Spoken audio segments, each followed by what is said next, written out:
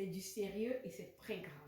Parce qu'au Cameroun, on se permet tellement de choses, on se permet l'abomination, on se permet les injustices au point où la maison de Dieu, la maison qui est censée être la maison de Dieu est devenue une caverne de voleurs, de démons et de tout ce qui n'a pas de sens. Dans notre marche, nous avons connu un pasteur aujourd'hui qui est chaque jour en train de chercher une raison de détruire l'œuvre que Dieu nous a confiée. Quelqu'un qui est, au lieu de faire l'œuvre de Dieu, il est plutôt sur nos pages, il est plutôt en train de nous suivre pour dissuader le grand nombre de nous écouter. Dissuader le grand nombre d'écouter la vérité que nous prêchons. Attendez un peu. Vous pensez que c'est l'œuvre d'un homme ou bien c'est l'œuvre de Dieu? Il s'agit de l'œuvre de Dieu. Ce n'est pas parce que, oh, toi, on a marché avec toi que tu vas croire que tu as un ensemble de droits. Tu n'as aucun droit, tu n'as aucune légitimité. Et je profite de cette vidéo pour parler à cet homme de Dieu-là, à celui qui a été jadis un homme de Dieu que le Seigneur a appelé et a mandaté pour son œuvre.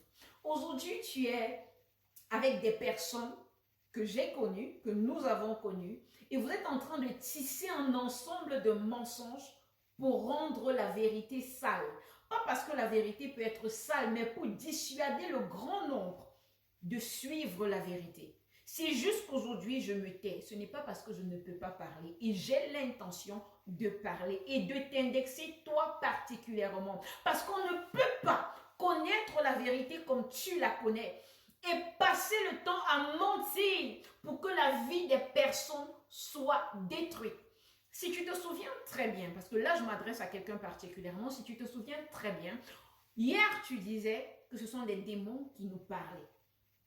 Et ce qu'on a dit, ça s'est avéré vrai dans ta vie à toi et dans la vie de ton église. Des personnes aujourd'hui que tu es en train de mandater pour venir mentir, pour venir insulter, pour venir discréditer la voix de la vérité. Pourquoi? Pour que les gens te suivent? Qui te suit? Mais ce sont des menteurs, des voleurs, des brigands qui peuvent te suivre. Parce que quiconque connaît la vérité, quiconque aime Dieu, ne peut pas te suivre.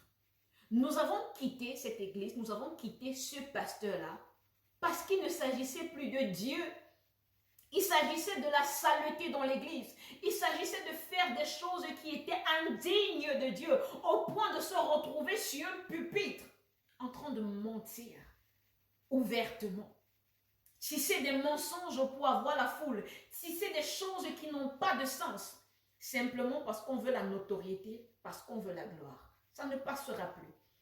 Ça ne passera plus. Et j'espère que tout le monde est en train d'écouter attentivement ce message. L'injustice ne passera plus. Nous ne sommes plus sur une terre où les faux pasteurs vont passer le temps à mentir contre ceux qui sont dans la vérité simplement parce qu'ils ne veulent pas sortir du mensonge. Lorsque nous, on a dit oui à la vérité, est-ce qu'on t'a empêché de dire aussi oui à la vérité? Pourquoi tu as refusé de te repentir? C'est toi qui refuses de te repentir. Mais c'est toi qui chaque jour insulte, calomnie et fait tout pour qu'on ne découvre pas que nous sommes dans le véritable. Je te mets au défi.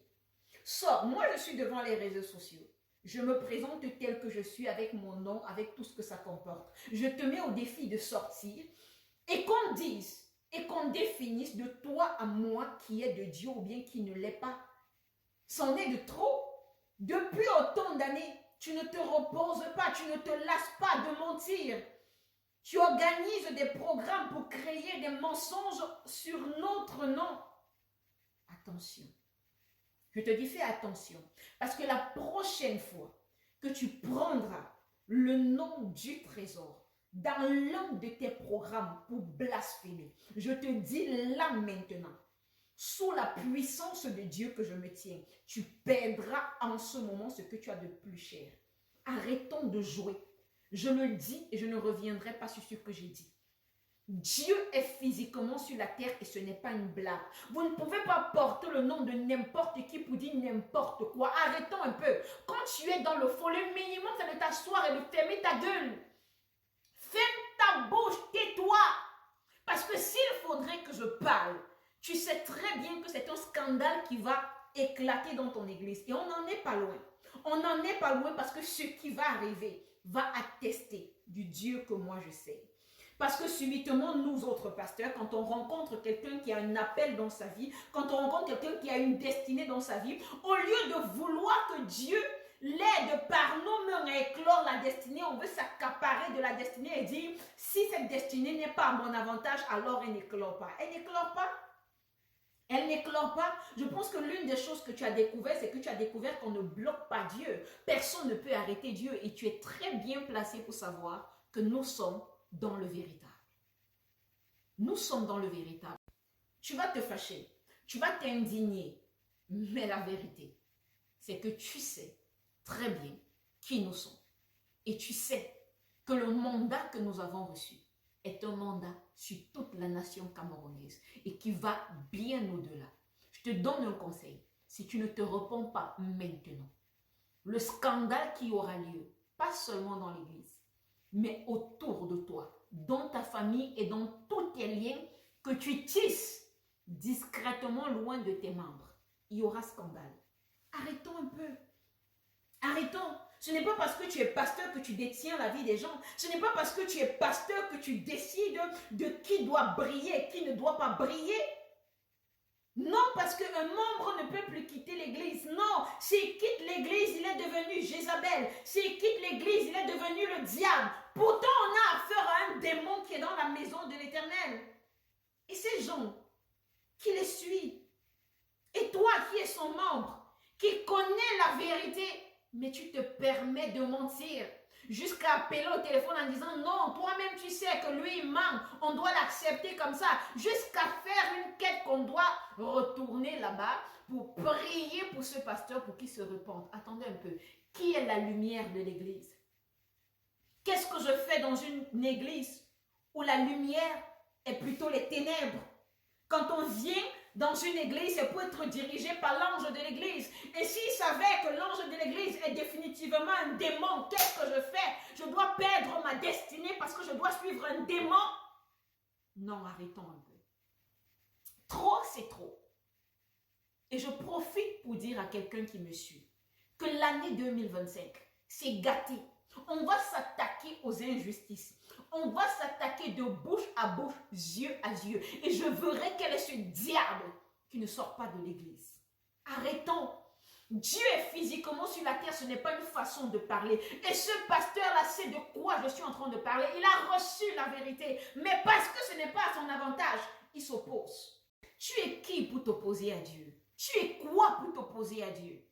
Quand nous sommes partis, nous t'avons dit que nous partions pour conserver notre salut, parce qu'il était clair qu'en continuant à marcher avec ce pasteur, on allait se perdre, on allait s'égarer. Parce qu'on ne peut pas marcher avec quelqu'un qui légalise le péché. Non, non, jamais. Je ne peux pas conseiller ça à quelqu'un. Si ton pasteur te demande de mentir pour lui, sort de l'église.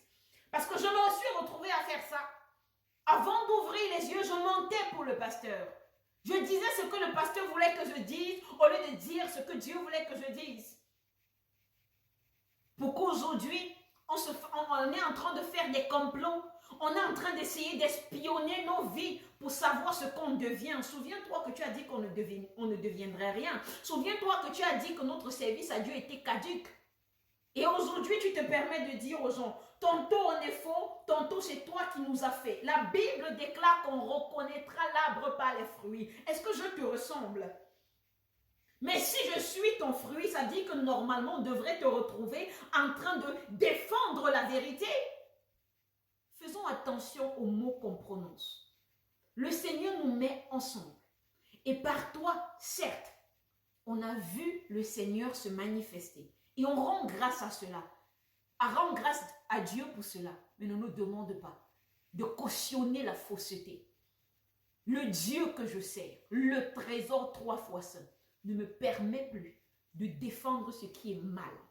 Si tu veux le scandale, c'est le scandale que tu auras. Et je te tends la pêche. Viens publiquement. Viens publiquement et dis que tu n'as rien fait de mal. Viens publiquement et atteste que tu es de Dieu et que ces abominations qui sont cachées dans ton église n'existent pas. Attention, on va soulever les draps sales et ce ne sera pas agréable. Pas du tout.